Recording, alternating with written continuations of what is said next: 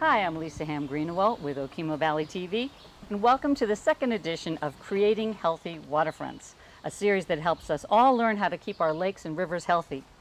I'm here by Lake Rescue, a 200-acre lake in North Ludlow, with Allison Marchione, who's with the Lakewise program for Lake-Friendly Living, a program of the Vermont Department of Environmental Conservation. And on my left is Kelly Stettner with the Black River Action Team.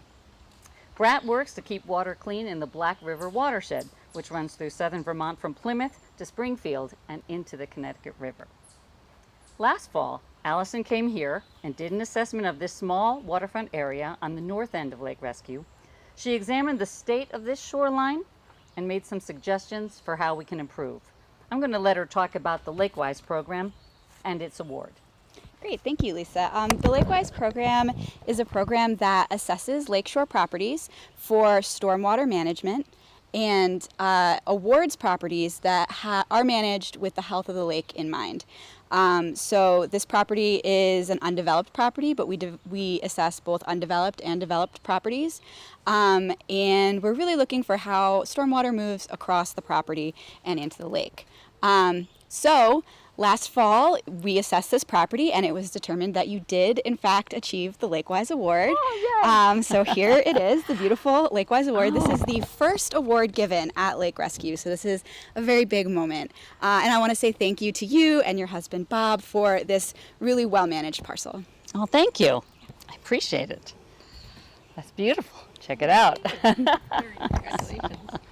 We hope that's one of many to come, and Jacqueline Thong is here with the Lake Rescue Association, which is getting involved with the Lakewise program. Jackie, tell us what LRA is doing. Yeah, so the Lake Rescue Association is so excited for you and your family in receiving this award. Congratulations. Thank you. But first, we'd also like to thank the state of Vermont for launching the Lakewise program in 2014. And we've seen such impact from this program.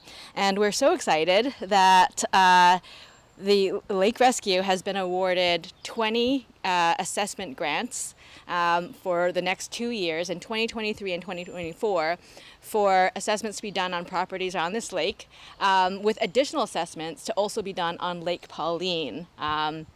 So, and in fact, the Lake Rescue Association would really like other homeowners to raise their hands to be assessed. And in fact, our first assessment date is coming up on June 23rd. So it would be really great if we could get our neighbors to sign up. We will be posting information on our website as well as the social media channels on just how homeowners who have waterfronts can sign up and get their property assessed to get this fantastic award and be part of shoreline protection. That's great. Thank you. Thank you so much. And now, I do have to say that even though I'm excited that we got this award, the fact is that when they came and assessed, they gave us a report with recommendations for ways to make our shoreline even better. Because you can see there's not a lot here yet. Yes, it did win the award, but it really could use some help to become a better shoreline. And that's why Kelly's here today, because that's really what Kelly works on. And so she's here to help us become better. And maybe you could talk about future steps to make our property even better. Well, thanks. It's as you pointed out, there's no development on this site yet, but Allison and her program have a lot of really good guidelines for implementing some steps that can help even more to reduce the stormwater impact when it rains heavily or snow is melting and it's running down the shoreline. So more native vegetation is probably the biggest part of what I'm going to be able to do to help you guys out.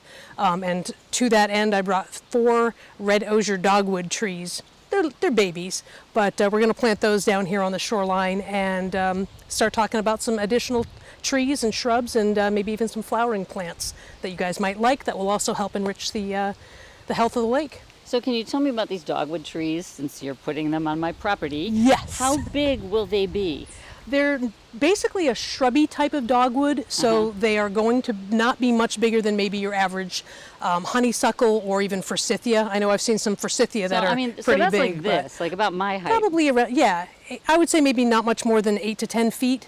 But they do like wet toes. They are used very often for erosion control on stream banks and river banks. They're pretty hardy, and if beavers do take them, they have a tendency to sucker up and coppice out. So even What if does they that mean? well, that means if they get growing and they're a good size, and a beaver comes up and decides, you know what, that's lunch for me, snaps it down, the little stump that's left, you're going to see new growth coming up, and it'll become even richer and more robust. So you won't have invested the time in planting them and maintain. Well, there's not much maintenance to them. Make sure they don't get mowed over while they're so young. That's about it for maintenance. So isn't there a way also for homeowners who do this assessment to get grants to help them with the actual planning and the plants that they need? Yeah, Can we talk about that? I'm actually working on a grant application through the state of Vermont that will pay for a landscaping designer.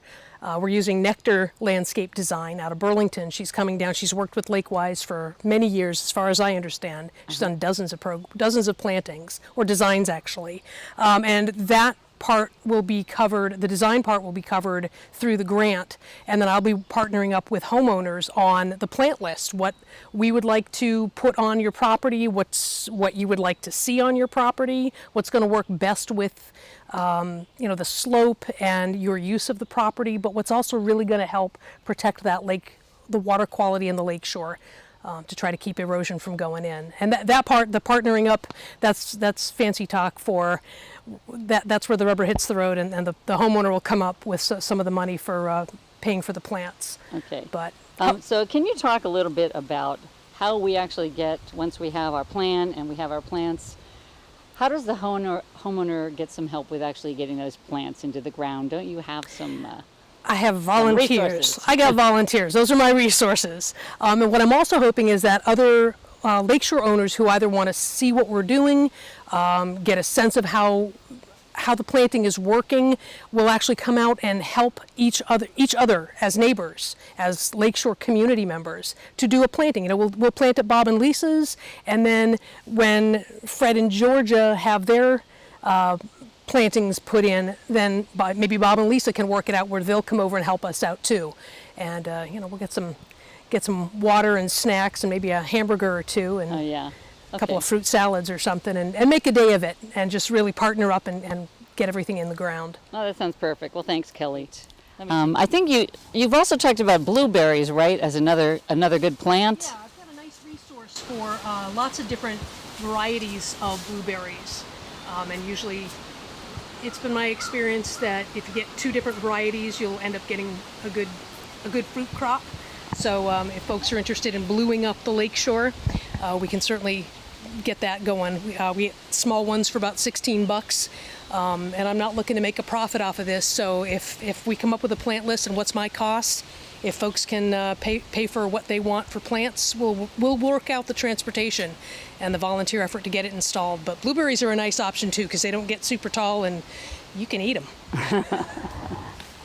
Somebody's doing work near us, but We're going to add a little bit of water from the lake to the bottom of the hole, rough up the roots a little bit, and basically get that sucker right in there, spread out the dirt, not the big rocks yet. Once we get the dirt back around it, we're going to push down in with hands or feet. Because the ultimate goal there is to make a little bit of a dish, so that as it rains and water comes down, it soaks into, it collects in here and soaks down into the roots. A little more bit of some of the rocks to slow water down, a little bit of the surrounding leaves as mulch, and you're good to go. Keep an eye on watering, and you're ready to rock and roll.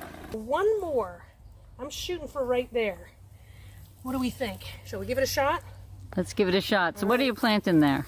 All right, we're going to try to do another red osier dogwood. All right. Some of the leaf litter, which is really good to have. I know folks are tending to think of it as, oh, it's just so unsightly. That is forest food right there. It's super important stuff to just leave there. Just think of when it rains and the water comes down. If it's hitting all these leaves, it's going to slow down, soak in.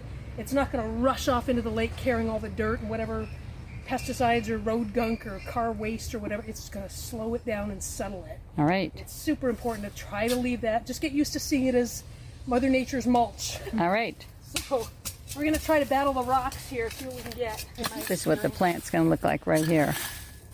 Will this have flowering? Flowers, it sure Yeah. will. Do we know what color the flowers will I be? think they're like a creamy white little spray of flowers. And in the winter, these stems should be nice and red. So it'll be even pretty in the wintertime. So when can we expect to see flowers? 15 minutes, no. 15 minutes from You now. may not see them this year. I doubt it. I'm thinking probably next spring. Okay. All right. Thank you, Kelly Stettner with Bratz. Our pleasure. Allison, do you have any online resources that you can suggest to people of how they would be able to, those who aren't getting an assessment, who just want to go down and work on their waterfront? Is there any place they can look online to find the kinds of plants that might be best for them? Absolutely. So on the Vermont DEC website, on the Lakewise page, we have several fact sheets that explain how to put in some of these improvements, what kinds of plants you should use, and where you can find them, nurseries that have native plants available. And then there's also the Federation of Vermont Lakes and Ponds has a planting guide for lakeshore living that's also available online. And that's also a great resource for helping to kind of plan really friendly, lake-friendly, sustainable gardens. Okay, that's Yeah. perfect. Well, thank you so much for coming down today. Kelly, thanks for coming and planting. My pleasure. Jackie, what have you I'd got like there? to thank Kelly and Allison for coming out, but on behalf of the Lake Rescue Association, I'd like to congratulate you, Lisa, and your family for all the work that you've done, and really just commend all the efforts that you've put into your property to make sure that you are supporting shoreline protection. So Aw, thank you thank very you. much. And this is a native Jacob's ladder. Oh, how wonderful. So hopefully it can find a nice home on your property. Oh, thank you so much. I appreciate it. So that's it. Thanks for visiting us for the second edition. We'll be back within a month talking about some of these assessments. So keep your eye out.